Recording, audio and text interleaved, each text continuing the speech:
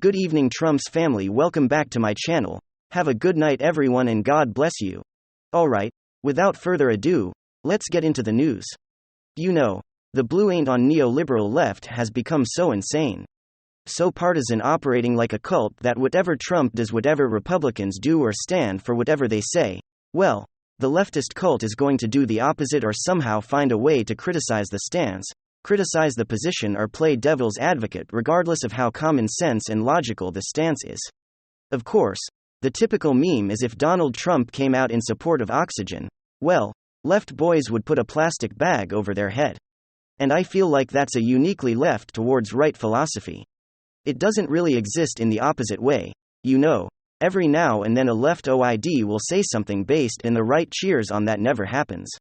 On the other side, Bill Maher, for instance, sometimes comes out swinging and the right cheers for him, the right applause in agreement. Even Alexandria Ocasio-Cortez every now and then says something incredibly based, says something correct, and the right cheers on and says, you know what? I actually agree. I can disagree with someone that politically not like their political stances. They could identify and support socialism, which I completely opposed. But every now and then be right on a particular issue. Say something based and you can find common ground. And we have an example of that right now with Nina Turner, who's going pretty hard against the neo-left on the issue of the East Palestine train derailment crisis. And just yesterday, she left an entire CNN panel speechless after absolutely slamming the partisan left-wing blue, a non-neoliberal cult. All right, folks. So let's first start off with the viral moment. Take a look at this. You, Nina Turner, you are a daughter of Ohio. I know you've been to East Palestine. Do you think that the administration is doing enough? No, the state administration is not doing enough. I'm not pleased with Governor Mike DeWine, who actually drank some of the water, giving people confidence that that water is okay when in fact that EPA didn't do the deepest dive that they can do to deal with the carcinogens that are there, the air, the water. And I got a chance to talk to some of the people, and one lady that I talked to, she said, I never want to see another vehicle carrying chemicals come through my community again. And so while you have some of the GOP side saying less government, you have the residents of East Palestine saying that government is not doing enough. And they have been, not just them. They have been failed by subsequent many administrations. It's not just the Trump administration. It was the Obama administration. Now it's the Biden administration. So now we have the facts. They out there. The NTSB said this could have been avoided. The thing is, what are we going to do to solve the short-term and the long-term needs of the people? And then just one more point for the neoliberals who say that the residents of that area deserve what they are getting, because they voted for President Donald J. Trump as a puree. This is about poverty. This is about poor working-class white people who are enduring some of the same things that poor working-class black people are doing, whether it's Flint, Cleveland, or Jackson, Mississippi. I want to lay it out that the culture is behavior and politics right now. It is a sin and a shame that when people are suffering to this magnitude, you got people who will fix their mouths, to quote my grandmother, to say that they are getting what they deserve. What they deserve is clean air, clean food, clean water. They deserve relief, both in the short term and also in the long term.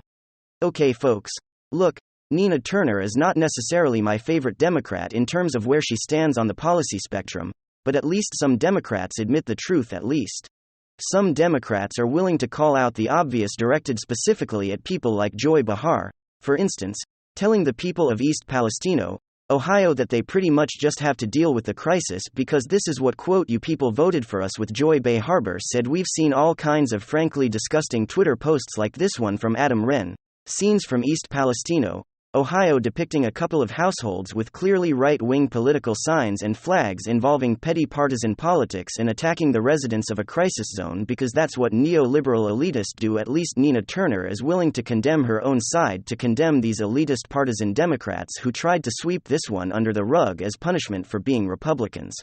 It shows you exactly what we're dealing with here. Totally sociopathic behavior from the establishment left. And it also really shows the difference nearly 3 weeks before the Biden administration even really acknowledged these Palestinian crisis.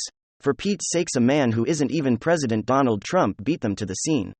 There's really no comparison here during Donald Trump's 4 years in office, whether the crisis was in California or a district or a state that supported him heavily.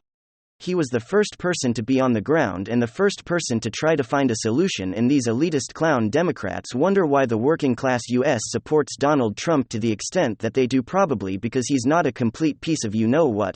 When Democrats are faced with a crisis that impacts people that don't vote for them, their behavior is dehumanizing, as if those people don't exist, as if they're insignificant. But these are the faces of those people, and some significant news: legacy media is freaking out. They believe that the so-called far right is taking over the world, and one media outlet claims to have a solution that's going to stop this takeover. But we're gonna find out. They couldn't be more wrong. Christian nationalism is the wave of the future, and there's absolutely nothing they can do to stop it. Politico recently ran a rather hysterical piece panicked over the prospects of Christian nationalism taking over the world now by Christian nationalism. More specifically, the author is referring to what she calls the far right, a right wing that breaks with neocons like Paul Ryan or Boris Johnson, who instead wants to they advocate a new world order based on faith, family and freedom, a world order that, in effect, overthrows the liberal globalist order and replaces it with the values of God, family, and patriotism. The author of this piece of research, fellow at the University of Cambridge, is clearly freaked out that such a new conservative era is indeed rising. And it's even now replacing the old glue liberal globalist order. Quote, the far right is currently ruling in Hungary with Viktor Orban, who has come out against race mixing in Europe and was a speaker at the Conservative Political Action Conference in Texas this summer. Poland with the Christian Nationalist Party, Law and Justice, which opposes gay marriage. India, the most populous representative democracy in the world, with no writing it on Modi, who has pursued Hindu nationalist policies against religious minorities.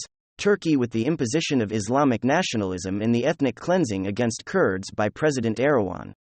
Brazil with Jair Bolsonaro, who has denounced homosexual fundamentalists called indigenous peoples parasites and advanced agribusiness by promoting the burning of the Amazon basin. And more recently, Italy, North Giorgia Meloni, heir to Mussolini's fascist legacy, the new prime minister after her right-wing coalition achieved a majority in parliament. Well, that's quite a list. Of course, since the article was written back in March, Bolsonaro was defeated by Lula in the single most pristine election in the history of democracies. But the Christian right absolutely dominated the Brazilian legislature and some very same election. Funny how that happens, isn't it? But regardless, this so-called scholar nervously recognizes that the current surge in MAGA Republicans as well as Donald Trump's return to the campaign trail are all part of the very same trends. Now, her assessment of it all is really quite telling. At one level, she's absolutely right. She recognizes that this is all part of a massive worldwide trend towards the nationalist populist right. And it's what some scholars refer to as the internationalization of the nationalists right. We've seen this particularly in Europe, while the various nationalists, right parties have of course focused primarily on local and national elections. They all recognize that transnational politics are in many ways just as important, if not, in the case of the European Union, maybe even more important, and this is because the ultimate adversary in all of this is globalization. And globalization, by definition, is transnational. And so virtually all of the national right parties or organizations out there began to mobilize beyond just the national level, creating networks with like-minded parties and organizations in other countries, and most recently, an exciting new national populist alliance is being formed between Hungary, Poland, and Europe. Euronews is reporting that Hungary's Prime Minister Viktor Orban is officially joining forces with Poland's Prime Minister Matteo Morawiecki and Italy's Matteo Salvini to form a new patriot political alliance at the European level, vowing to create what they're calling a European Renaissance based on Christian values. And Matteo Salvini has words: they want to make Europe great again. So this scholar is absolutely right that there really is an internationalizing of the nationalists, right, a worldwide trend towards what she calls the far right. But she completely misses the mark when it comes to her assessment on how to stop this. Again, writing for the legacy media, she's 100% all in with globalism. She's a liberal, she's a leftist, she's a secularist. And she believes that all of this momentum towards the so-called far right can be stopped if globalists like Joe Biden just find the right economic policies. Now, of course, The assumption here is that the populist right is rising primarily out of a dissatisfaction of material conditions that continue to reverberate after the GFC, the global financial crisis, some 14 years ago.